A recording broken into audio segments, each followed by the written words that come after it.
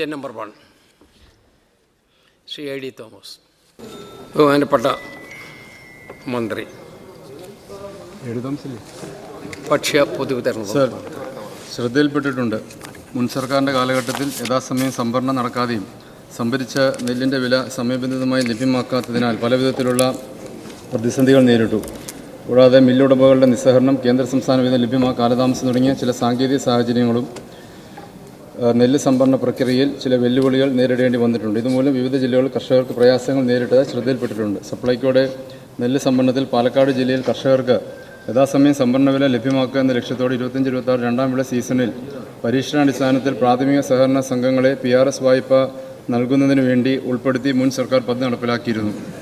20/2/2025 സർക്കാർ ഉത്തരവ് പ്രകാരം പാലക്കാട് ജില്ലയിൽ സപ്ലൈകോ സംഭരിക്കുന്ന നെല്ലിന് പ്രാഥമിക കാർഷിക സഹകരണ സംഘങ്ങൾ മുഖേന കർഷകർക്ക് PRS വായ്പ പദ്ധതി വഴി സംഭരണ വില ലഭ്യമാക്കുന്നതിനുള്ള നടപടികൾ സർക്കാർ അനുമതി നൽകുകയും ധനകാര്യ വകുപ്പിൻ്റെ അംഗീകാരത്തിന് വിധേയമായി സപ്ലൈകോയുടെ ബന്ധപ്പെട്ട പ്രാഥമിക കാർഷിക സഹകരണ സംഘങ്ങൾ തമ്മിൽ ധാരണാപത്രം ഒപ്പുവെച്ച് പദ്ധതി നടപ്പിലാക്കുന്നതിനും ഇതുവഴി സർക്കാരിന് അധിക സാമ്പത്തിക ബാധ്യത ഉണ്ടാക്കാത്ത രീതിയിൽ ക്രമീകരണങ്ങൾ ഏർപ്പെടുത്തുന്നതിനും ഉത്തരവിൽ നിർദ്ദേശിച്ചിരുന്നു. എന്നാൽ സംഭരണ സീസൺ ആരംഭിച്ചതിന് ശേഷമാണ് പാക്സുകൾ ഉൾപ്പെടുന്ന തീരുമാനം നടപ്പിലാക്കപ്പെട്ടത്. ആയത് 2 മാസത്തോളം പാലക്കാട് ജില്ലയിലെ നെല്ല് സംഭരണം വൈകുന്നതിനിടയാക്കി. ഇതിനോടകം തന്നെ സപ്ലൈകോ മില്ലുകളുമായി സംഭരണ സംസ്കരണ കരാറുകൾ ഏർപ്പെട്ടിരുന്നതിനാൽ പുതിയ സംവിധാനം നിലവിലുള്ള സംവിധാനവുമായി ഏകോപിപ്പിക്കുന്ന ബുദ്ധിമുട്ടുകൾ അനുഭവപ്പെട്ടു. 6/4/2025 മുതലാണ് പാക്സുകൾക്ക് വഴി PRS വായ്പ നടപടികൾ ആരംഭിച്ചത്. എന്നാൽ നാളിതുവരെ സപ്ലൈകോയെ കരാറിലേർപ്പെട്ട 74 പാക്സുകളിൽ ഫണ്ടുള്ള 31 ബാങ്കുകൾ മാത്രമാണ് കർഷകർക്ക് PRS തുക നൽകിയിട്ടുള്ളത്.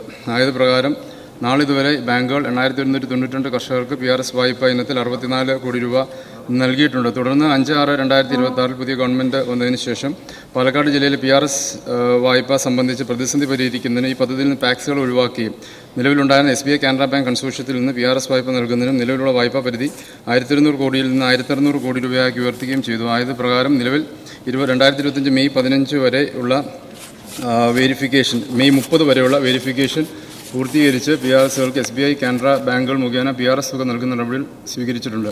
ആയത് സംബന്ധിച്ച നിർദ്ദേശങ്ങൾ ജില്ലാ കൃഷി ഓഫീസർ മുഖേന കൃഷിഭവനുകൾ വഴി കർഷകർക്ക് നൽകിയിട്ടുണ്ട്. നിലവിൽ ബന്ധപ്പെട്ട എല്ലാ നടപടികളും വേഗത്തിലാക്കി കർഷകർക്ക് ലഭിക്കാനുള്ള തുക എത്രയും വേഗം വിതരണം ചെയ്യുന്ന നടപടികൾ സർക്കാർ തലത്തിൽ സ്വീകരിക്കുന്നു. ആവശ്യമായ അടിസ്ഥാന സൗകര്യങ്ങൾ, സാമ്പത്തിക പിന്തുണ, സാങ്കേതിക ഏകീകരണം, പ്രവർത്തന പരിചയം എന്നിവ പൂർണ്ണതയിൽ ഉറപ്പാക്കാതെയാണ് പദ്ധതി നടപ്പിലാക്കപ്പെട്ടത്.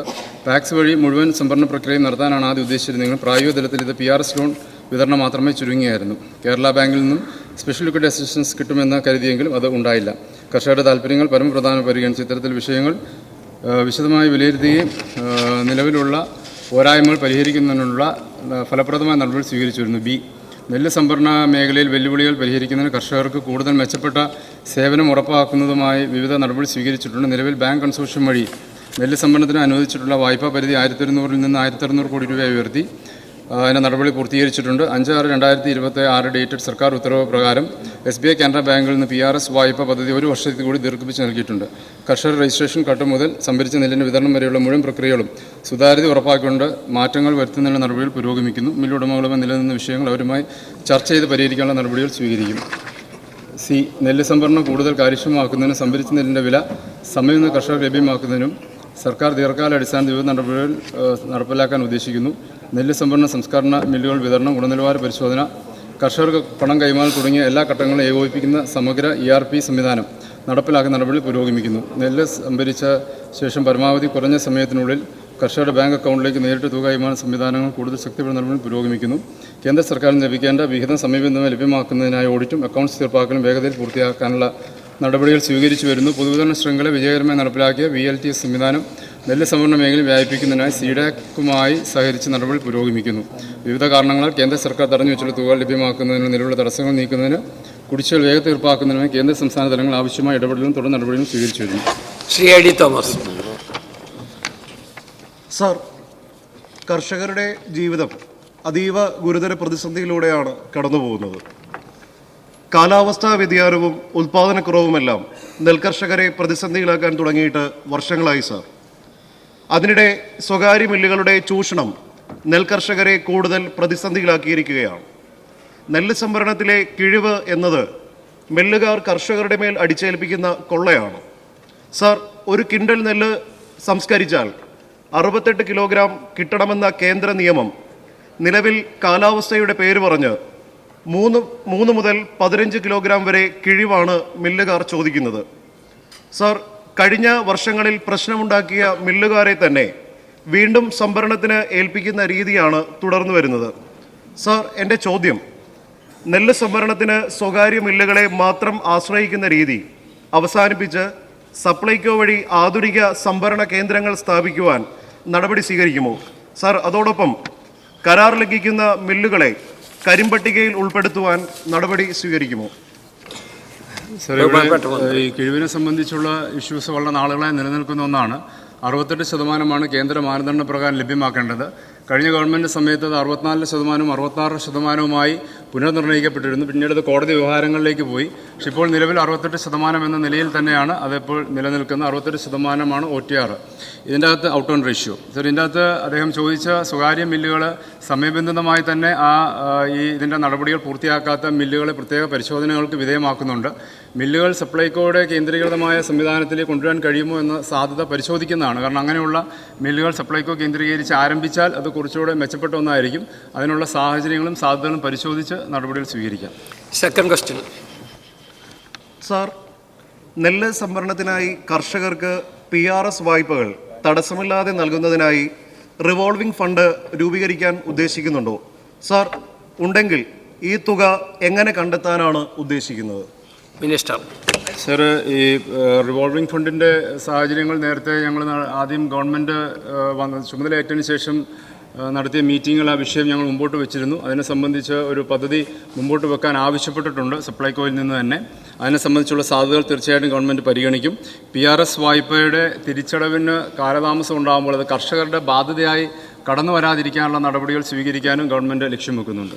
ശ്രീമതി ഉമ തോമസ്. സർ, നെല്ല് സംഭരിച്ച കർഷകർക്ക് പണം കൃത്യമായി ലഭ്യമല്ലാത്തതിനാൽ അവർ എടുത്തിരിക്കുന്ന വായ്പയും മറ്റും മുടങ്ങി നിൽക്കുകയാണ്.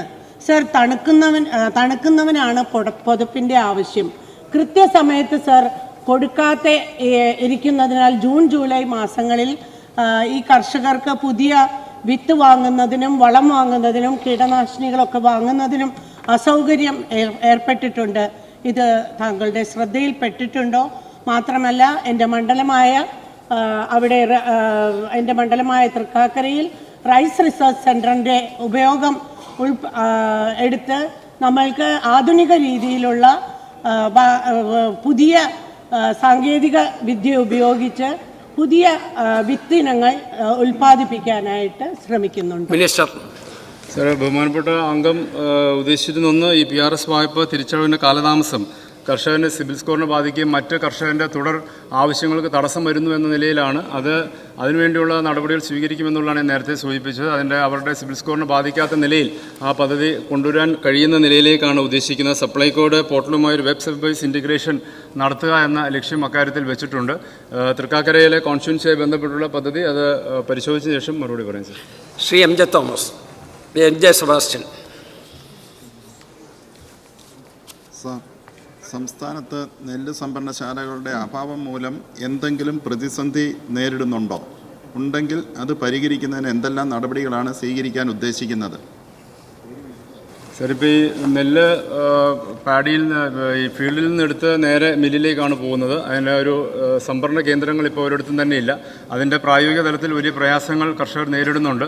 ഈ പറയുന്ന പോലെ നെല്ല് കൂട്ടിയിട്ട് കഴിയുമ്പോൾ അത് സംഭരിക്കാതെ വരുമ്പോൾ ഉണ്ടാകുന്ന വിഷയങ്ങൾ പലപ്പോഴും മാധ്യമങ്ങളിലൊക്കെ വലിയ ചർച്ചയാവുകയും കർഷകരെ സംബന്ധിച്ച് വലിയ പ്രതിസന്ധി ഉണ്ടാക്കുന്ന ഒരു വിഷയമാണ്. അതിനുവേണ്ടിയുള്ള ഗോഡൗണുകൾ കൊണ്ടുവരാൻ സാധിക്കുമോ എന്നതിനുള്ള ഇൻ്റർമീഡിയറ്റ് സിസ്റ്റം ഇത് സംഭരിച്ച് കൊണ്ടുവരാൻ കഴിയുമോ എന്നുള്ളതിനെ സംബന്ധിച്ചുള്ള സാധ്യതകൾ തീർച്ചയായിട്ടും ഗവൺമെൻറ് പരിഗണനയിലുള്ള ഒന്നാണ്. ശ്രീ പഴകുളം മധു. സർ, നെൽകൃഷി കേരളത്തിൽ ഏതാണ്ട് പൂർണ്ണമായി ഇല്ലാതാകുന്നൊരവസ്ഥയാണുള്ളത്. നെൽകർഷകർ നേരിടുന്ന ഏറ്റവും പ്രധാനപ്പെട്ട പ്രശ്നം സംഭരണത്തിൻ്റെ പ്രശ്നമാണ്. നെല്ല് സംഭരണത്തിലെ കാലതാമസം മൂലം ഉൽപ്പാദിപ്പിച്ച നെല്ല് മഴയും വെയിലുമൊക്കെ ആയിട്ട് നശിച്ചു പോകുന്ന ഒരു കുട്ടനാടൻ പാഴ്ചയിൽ കേരളത്തിലെ നെല്ലുൽപാദന മേഖലകളിലെല്ലാം പ്രധാനപ്പെട്ട പ്രശ്നമാണ് സാർ. അപ്പോൾ കാലാവസ്ഥ മൂലം ഇങ്ങനെ നശിച്ചു പോകുന്നത് ഒഴിവാക്കുന്നത് ഉൽപ്പാദിപ്പിച്ചാൽ ഉടൻ തന്നെ നെല്ല് സംഭരണം നടത്തുകയും അതിന് വില ഉടൻ തന്നെ നൽകുകയും ചെയ്യുന്ന സംവിധാനം ഏർപ്പെടുത്തുന്നു. സാർ, ഇവിടെ ഈ ഇതിൻ്റെ സംഭരണത്തിൻ്റെ സമയത്ത് ഈ PRS കൊടുക്കാറില്ല. അതിപ്പോൾ യഥാർത്ഥത്തിൽ പിന്നീടാണ് അത് കൊടുക്കുന്നത്. അവരുടെ തൂക്കത്തിൻ്റെ ഒരു റെസിപ്റ്റ് മാത്രമാണ് കൊടുക്കുന്നത് എന്നുള്ളതാണ് എനിക്കറിയാൻ കഴിഞ്ഞത്. ഇപ്പോൾ ഈ സംഭരിക്കുന്ന സന്ദർഭത്തിൽ തന്നെ ഇതിൻ്റെ തൂക്കവും ക്വാളിറ്റിയും എല്ലാം കണക്കാക്കി PRS ഓൺ ദ ഫീൽഡിൽ തന്നെ ഇഷ്യൂ ചെയ്യാനുള്ള നടപടികൾ സ്വീകരിച്ചാൽ ബഹുമാനപ്പെട്ട അംഗം പറഞ്ഞ വിഷയങ്ങൾ കുറേ പരിഹരിക്കാൻ കഴിയും. ഒപ്പം തന്നെ ഇതിൻ്റെ ഏറ്റവും പ്രധാനപ്പെട്ട ഒന്ന് ഈ തുക കൃത്യമായി കർഷകൻ്റെ അക്കൗണ്ടിലേക്ക് എത്തിച്ചേരുക എന്നുള്ളതാണ്. അതിനുവേണ്ടിയുള്ള ഒരു സിസ്റ്റം ഏകീകരിക്കുക എന്നുള്ളതാണ് ഗവൺമെൻറ് ലക്ഷ്യം വെക്കുന്നത്. ശ്രീ GR അനിൽ. കഴിഞ്ഞ ഗവൺമെൻറ് കാലത്ത് സംഭരിച്ച കർഷകർക്ക് കുടിശ്ശികയായി എത്ര തുക നൽകാനുണ്ട്, കേന്ദ്ര ഗവൺമെൻറ്റിൽ നിന്ന് നമുക്ക് ലഭിക്കാനുള്ള തുക എത്രയെന്നുള്ള വ്യക്തമാക്കാം. കഴിഞ്ഞ ഗവൺമെൻറ്റിൻ്റെ കാലത്ത് കർഷകരിൽ നിന്ന് സംഭരിച്ച നെല്ലിൻ്റെ തുക ഇനത്തിൽ എത്ര കുടിശ്ശിക കൊടുക്കാനുണ്ട്, കേന്ദ്ര ഗവൺമെൻറ്റിൽ നിന്ന് എത്ര രൂപ ലഭിക്കാനുണ്ട്? സർ, കേന്ദ്ര സർക്കാരിൽ നിന്ന് ഓഡിറ്റ് ചെയ്ത അക്കൗണ്ടുകൾ സമർപ്പിക്കാനുള്ള കാലതാമസം കാരണം 320 കോടി രൂപയാണ് സർ കേന്ദ്രത്തിൽ നിന്ന് ലഭിക്കാനുള്ളത്. അതിനുവേണ്ടിയുള്ള ഓഡിറ്റ് നടപടികൾ പൂർത്തിയാക്കാൻ ആവശ്യപ്പെട്ടിട്ടുണ്ട്. സപ്ലൈകോഡ് ആവശ്യപ്പെട്ടിട്ടുണ്ട്. അടുത്ത 6 മാസത്തിനുള്ളിൽ അത് പൂർത്തിയാക്കി നൽകാമെന്നുള്ളതാണ് സൂചിപ്പിച്ചിട്ടുള്ളത്. പിന്നീട് വിവിധ തലങ്ങളിൽ സംസ്ഥാന സർക്കാരിൽ നിന്ന് നേരത്തെ സൂചിപ്പിച്ചതുപോലെ ഈ വിവിധ തലങ്ങളിലുള്ള കുടിശ്ശിക സംസ്ഥാന ഗവൺമെൻറ് ലഭിക്കാനുണ്ട്. കഴിഞ്ഞ പ്രാവശ്യം സംസ്ഥാന സർക്കാർ ഈ കഴിഞ്ഞ ഗവൺമെൻറ് അധികാരം വിട്ടൊഴിയുമ്പോൾ 702 കോടി രൂപയാണ് നെല്ല് സംഭരിച്ച വകയിൽ കർഷകർക്ക് ലഭ്യമാക്കാനുള്ളത്. ശ്രീ സനീഷ് കുമാർ ജോസഫ്. സർ, ചാലക്കുടി താലൂക്കിൽ റേഷൻ വിതരണം കരാറുകാരൻ മനഃപൂർവ്വം വൈകിക്കുകയാണ്, പതിവായി മാറിയിരിക്കുകയാണ്. ഇതുമൂലം സാധാരണക്കാർക്ക് റേഷൻ ലഭിക്കാത്ത സാഹചര്യമാണ്. റേഷൻ വിതരണം വൈകിപ്പിച്ച് അഴിമതി നടത്താൻ സാഹചര്യമൊരുക്കുകയാണ് കരാറുകാരൻ ചെയ്യുന്നത്. മില്ലുകാരും കരാറുകാരും തമ്മിലുള്ള അവിശുദ്ധമായ കൂട്ടുകെട്ട് പലപ്പോഴും ഈ അരി വിതരണത്തിൽ അതിൻ്റെ തൂക്കം കുറവ് വരുന്ന സാഹചര്യമാണുള്ളത്. ഈ കരാർ വ്യവസ്ഥകൾക്ക് വിരുദ്ധമായി പ്രവർത്തിക്കുന്ന കരാറുകാരനെ നീക്കി റേഷൻ വിതരണം സുഗമമാക്കുന്നുള്ള നടപടികൾ സ്വീകരിക്കുമോ? സർ, ഇത് ബഹുമാനപ്പെട്ട അംഗം എന്നോട് നേരത്തെ വിളിച്ച് സൂചിപ്പിച്ചൊരു വിഷയമാണ്. അതനുസരിച്ച് ചാലക്കുടി, തൃശ്ശൂർ താലൂക്കുകളിലെ പ്രവർത്തനങ്ങൾ എന്താണെന്ന് പരിശോധിക്കാനായിട്ടുള്ള നിർദ്ദേശം നൽകിയിരുന്നു. അതനുസരിച്ചുള്ള നടപടികൾ സ്വീകരിച്ചു വരികയാണ്. ഇപ്പോൾ അവിടുത്തെ വിതരണത്തെ സംബന്ധിച്ച് അതിൻ്റെ കൃത്യമായ നിലയിൽ അതിൻ്റെ ഡിസ്ട്രിബ്യൂഷൻ ഉറപ്പാക്കാനുള്ള നടപടികൾ സ്വീകരിക്കും. ഈ പറഞ്ഞ പോലെ മറ്റേതെങ്കിലും തരത്തിലുള്ള ആക്ഷേപങ്ങൾ ഉണ്ടെങ്കിൽ അതിനെ സംബന്ധിച്ചുള്ള അന്വേഷണം നടത്തുകയും ചെയ്യും. ശ്രീ കുർക്കോളി മൈത്രി. സർ, കേരളത്തിൽ നെല്ല് സംഭരണം ആരംഭിച്ചത് കേരളത്തിലെ നെൽകർഷകരെ സഹായിക്കുന്നതിന് വേണ്ടിയാണ്. എന്നാൽ ഈ സംഭരണത്തിൻ്റെ മറവിൽ തമിഴ്നാട്ടിൽ നിന്ന് നിലവാരം കുറഞ്ഞ നെല്ല് ഇഷ്ടാനുസരണം കൊണ്ടുവരികയും കേരളത്തിലെ നെല്ല് സംസ്കരിച്ച എടുത്ത നിലവാരമുള്ള അരിയുടെ കൂട്ടത്തിൽ ഉൾപ്പെടുത്തി അത് റേഷൻ കടകളിലൂടെ വിതരണം ചെയ്യുകയും ചെയ്യുന്ന ദൗർഭാഗ്യകരമായ ഒരു സാഹചര്യം കഴിഞ്ഞ കാലങ്ങളിൽ ഉണ്ടായിട്ടുണ്ട്. ഇത് ശ്രദ്ധയിൽപ്പെട്ടിട്ടുണ്ടോ? ഇത് തടയാൻ എന്തൊക്കെ സംവിധാനങ്ങളാണ് തുടങ്ങിയിട്ടുള്ളത്? സർ, ഈ സംഭരണവും അതിൻ്റെ വിതരണവും കൃത്യതയോടെ കൊണ്ടുവരിക എന്നത് ഗവൺമെൻറ് ലക്ഷ്യം വെക്കുന്ന ഒന്ന് തന്നെയാണ്. സംഭരിക്കുന്ന നെല്ല് തന്നെയാണ് റേഷൻ കടകളിലൂടെ വിതരണം ചെയ്യുന്ന ഉറപ്പുവരുത്തുക എന്നുള്ളതുണ്ട്. ഒപ്പം തന്നെ ചൂഷണത്തിൽ നിന്ന് കർഷകരെ സംരക്ഷിക്കുക എന്ന കാര്യത്തിലും സർക്കാർ പ്രതിജ്ഞാബദ്ധമാണ്. എല്ലാ തലത്തിലും അതിൻ്റെ ഒരു ഏകീകരണം കൊണ്ടുവരാനുള്ള നടപടികൾ സ്വീകരിക്കുക. അതിൻ്റെ പ്രാഥമിക ചർച്ചകളും അതിൻ്റെ നടപടികളും ഞങ്ങൾ സ്വീകരിച്ച് തുടങ്ങിയിട്ടുണ്ട്. Sir. Shri VT Balaram. Sir, സംസ്ഥാനത്തെ നെല്ല് സംഭരിക്കപ്പെടേണ്ട കർഷകരുടെ ഏതാണ്ട് പകുതിയോളം എൻ്റെ ജില്ലയായ പാലക്കാടാണ് സർ. 45,000-ഓളം കർഷകരിൽ നിന്നാണ് നെല്ല് സംഭരിക്കേണ്ടത് ഓരോ സീസണിലും. പക്ഷേ ഈ മെയ് മാസം അവസാനം വരെ ഏതാണ്ട് 15,000-ഓളം കർഷകരിൽ നിന്ന് മാത്രമാണ് സർ നെല്ല് സംഭരിച്ചിരുന്നത്. അത്രത്തോളം കുത്തഴിഞ്ഞ അവസ്ഥയായിരുന്നു. ഇതിൽ ഏറ്റവും പ്രധാനപ്പെട്ട കാരണമായി മാറിയത് ഇത് സഹകരണ സംഘങ്ങളെ ഏൽപ്പിച്ചതുകൊണ്ടാണ്. സഹകരണ സംഘങ്ങൾ പല കാരണങ്ങൾ പറഞ്ഞ് ഇതിൽ നിന്ന് ഒഴിവാകുകയായിരുന്നു. പ്രധാനമായിട്ട് അവർക്ക് ഓൺ ഫണ്ട് ഇല്ല എന്ന് പേര് പറഞ്ഞുകൊണ്ട് അവർ ഒഴിവായിരുന്നു. പിന്നീട് ഇപ്പോൾ ഗവൺമെൻറ് അതിൽ മാറ്റം വരുത്തി, നല്ല കാര്യം. എനിക്ക് ഇതിൽ സ്പെസിഫിക് ആയിട്ട് ചോദിക്കാനുള്ളൊരു കാര്യം, പാലക്കാട് ജില്ലയിൽ പുഞ്ചയടക്കം 3 ക്രോപ്പുകളിലായി സ്ഥിരമായി എന്ന നിലയിൽ തന്നെ നെല്ല് സംഭരണം നടക്കേണ്ടതായിട്ടുണ്ട്.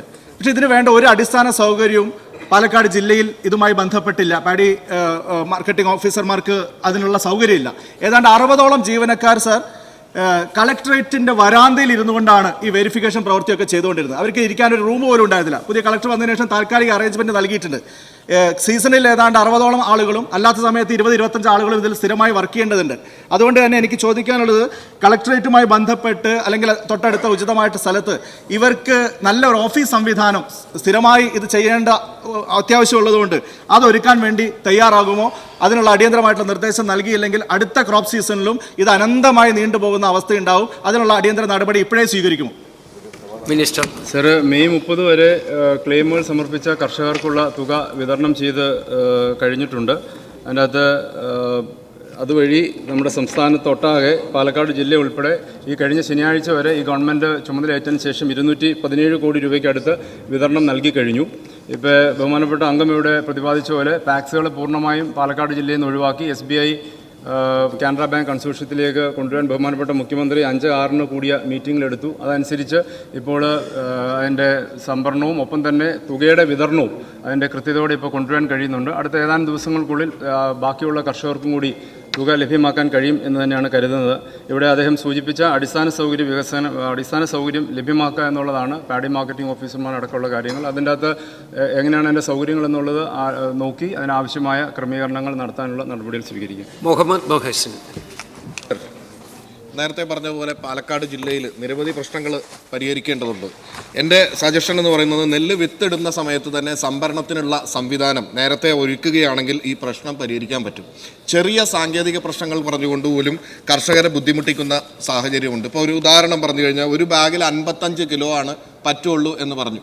പല കർഷകരും അതറിയാതെ 60 കിലോ 70 കിലോ ഒരു ബാഗിൽ നിറച്ചിട്ടുണ്ടെങ്കിൽ അവർക്ക് PRS കൊടുക്കാത്ത സാഹചര്യം, അതിൻ്റെ പിറകെ കർഷകർ നിരവധി കാലം നടക്കേണ്ടി വരുന്ന സാഹചര്യമുണ്ട്. ഇത്തരത്തിലുള്ള സാങ്കേതികത്വം ഒഴിവാക്കിക്കൊണ്ട് നെല്ല് വിത്തിടുന്ന സമയത്ത് തന്നെ സംഭരിക്കാനുള്ള സംവിധാനങ്ങളും അതിൻ്റെ പ്രോസസ്സും ആരംഭിക്കാനും സംഭരിച്ചു കഴിഞ്ഞ ഉടനെ തന്നെ അവർക്ക് കാശ് കൊടുക്കാനുമുള്ള സംവിധാനം ഒരുക്കാൻ കഴിയുമെന്നുള്ളതാണ് എൻ്റെ ചോദ്യം. സർ, വിളവെടുപ്പിന് മുമ്പ് തന്നെ വരുന്ന സീസണിൽ വിളവെടുപ്പിന് മുമ്പ് തന്നെ കർഷക രജിസ്ട്രേഷൻ പൂർത്തിയാക്കണം എന്നുള്ള നിർദ്ദേശം നൽകി കഴിഞ്ഞു. അതനുസരിച്ച് നമുക്ക് അതിൻ്റെ ഒരു കൃത്യത ഉറപ്പുവരുത്താൻ കഴിയുമെന്നുള്ളത് തന്നെയാണ്. ഈ തൂക്കത്തെ സംബന്ധിച്ച് അതിന് ആ വിഷയം ശ്രദ്ധയിൽ വന്നിട്ടുള്ളത് പരിഹരിക്കാനുള്ള നടപടികൾ സ്വീകരിക്കുകയും ഇനി അങ്ങനെ ഉണ്ടാവരുത് എന്നുള്ള നിർദ്ദേശം നൽകിയിട്ടുണ്ട്. പിന്നെ എത്രയും വേഗം കർഷകർക്ക് തുക ലഭ്യമാക്കുക എന്നുള്ളതാണ് ലക്ഷ്യം വെച്ചിരിക്കുന്നത്. അതനുസൃതമായി ഇപ്പോൾ ഞാൻ നേരത്തെ പറഞ്ഞു, മെയ് 30 വരെ ഉള്ളതനുസരിച്ചുള്ള ക്ലെയിമുകൾക്കുള്ള പൈസ കർഷകരുടെ അക്കൗണ്ടുകളിലേക്ക് എത്തി തുടങ്ങിയിട്ടുണ്ട്. 217 കോടി രൂപയ്ക്കാണ് 217 കോടിയോളം രൂപ ഈ കഴിഞ്ഞ ശനിയാഴ്ച വരെ സപ്ലൈകോയിൽ നിന്ന് കർഷകർക്ക് PRS വഴി വിതരണം ചെയ്തിട്ടുണ്ട്. ശ്രീ തോമസ് ഉണ്ണിയാണ്. സാർ, സംഭരിക്കുന്ന നെല്ലിൻ്റെ വില യഥാസമയത്ത് തന്നെ കൃത്യമായി കൊടുക്കുന്നതിന് പകരം അത് PRS ലോണായി കൊടുക്കുന്ന ഒരു പ്രവണതയാണ് ഇപ്പോൾ കുറേ നാളുകളെ അവലംബിച്ചിട്ടുള്ളത്. പക്ഷേ PRS ലോൺ വഴി ലഭിക്കുന്ന തുക സർക്കാർ കൃത്യമായ സമയത്ത് തിരിച്ചടയ്ക്കാത്തതുകൊണ്ടും വലിയ നിലയിലുള്ള ഒരു ബുദ്ധിമുട്ട് കർഷകർക്ക് നേടുകയാണ്. സിബിൽ സ്കോർ വല്ലാത്ത നിലയിൽ താന്നു പോവുകയാണ്. പല കാര്യങ്ങൾക്ക് വേണ്ടി ലോണിന് വേണ്ടി ബാങ്കിന് അപേക്ഷിക്കും, പ്രത്യേകിച്ച് കുട്ടികൾക്ക് വിദ്യാഭ്യാസ കാര്യങ്ങളിൽ അപേക്ഷിക്കും. പല സ്ഥലങ്ങളിലും ഇപ്പോൾ ആള് മാറിയാണ് ലോണിന് അപേക്ഷ കൊടുക്കുന്നത്, കർഷകനല്ല. അതുകൊണ്ട് ഈ തരത്തിലുള്ള PRS ലോണിൻ്റെ ആ സംവിധാനത്തിൽ മാറ്റം വരുത്താനായിട്ട് ഉദ്ദേശിക്കുന്നുണ്ടോ, അല്ലെങ്കിൽ PRS ലോണ് കൃത്യമായി യഥാസമയത്ത് അടയ്ക്കാനുള്ള സാഹചര്യം ഉണ്ടാക്കും? ഞാൻ നേരത്തെ ബഹുമാനപ്പെട്ട തൃക്കാക്കര അംഗത്തിൻ്റെ ചോദ്യത്തിന് മറുപടിയായി നൽകിയിരുന്നു. ഈ PRS സിസ്റ്റത്തിൽ ഇപ്പോൾ ഒരു മാറ്റം വരുത്താൻ ഉദ്ദേശിക്കുന്നത്, പക്ഷേ അതിന് കുറച്ചുകൂടി ഈവണാക്കി കൃത്യതയോടെ ഉറപ്പുവരുത്താനുള്ള നടപടികൾ സ്വീകരിക്കാൻ ലക്ഷ്യം വെക്കുന്നുണ്ട്. അതിൻ്റെ ഭാഗമായിട്ടാണ് നേരത്തെ സൂചിപ്പിച്ച് സപ്ലൈകോ ഈ ബാങ്ക് കൺസോർഷ്യവും PRS ലോൺ വിവരങ്ങൾ യഥാസമയം ലഭ്യമാക്കുന്നത് സപ്ലൈകോ പോർട്ടലുമായി വെബ് സർവീസ് ഇൻറ്റിഗ്രേഷൻ നടപ്പിലാക്കാൻ ലക്ഷ്യം വെക്കുന്നുണ്ട്. ഇതിനകത്ത് ഇവിടെ സംഭവിക്കുന്നത്, കർഷകർക്ക് ഇത് ഇഷ്യൂ ചെയ്യുന്ന സമയത്ത് ബാങ്ക് ഇത് അപ്ഡേറ്റ് ചെയ്യാതെ വരുമ്പോൾ ഉണ്ടാകുന്ന ടെക്നിക്കൽ ഇഷ്യൂ ആണ് ഈ പറയുന്ന പ്രതിസന്ധിയിലേക്ക് നീങ്ങുന്നത്. അത് സിബിൽ സ്കോറിനെ ബാധിക്കുന്ന നിലയിലേക്ക് വന്നിട്ടുണ്ട്. സപ്ലൈകോയുടെ ഔദ്യോഗിക ഭാഷണത്തിൽ ഇത് വന്നിട്ടില്ല എന്ന നിലയിലാണ് പലപ്പോഴും അവർ പറയുന്നത്. പക്ഷേ ഞാൻ കർഷകരുമായിട്ട് നേരിട്ട് സംസാരിക്കുമ്പോൾ, ജനപ്രതിനിധികളൊക്കെ സംസാരിക്കുമ്പോൾ ഇത് അവരുടെ സിബിൽ സ്കോറിനെ ബാധിക്കുന്നെന്ന് ഗുരുതരമായ സാഹചര്യം നിൽക്കുന്നുണ്ട്. അതുകൊണ്ട് ഇനി വരും വർഷങ്ങളിൽ അങ്ങനെ ഉണ്ടാവാതിരിക്കാനുള്ള നടപടികളുടെ ഭാഗമായിട്ട് ഇതിനനുസരിച്ചുള്ള സാങ്കേതിക മാറ്റങ്ങൾ പോർട്ടലിൽ കൊണ്ടുവരാനാണ് ലക്ഷ്യം വെച്ചിരിക്കുന്നത്.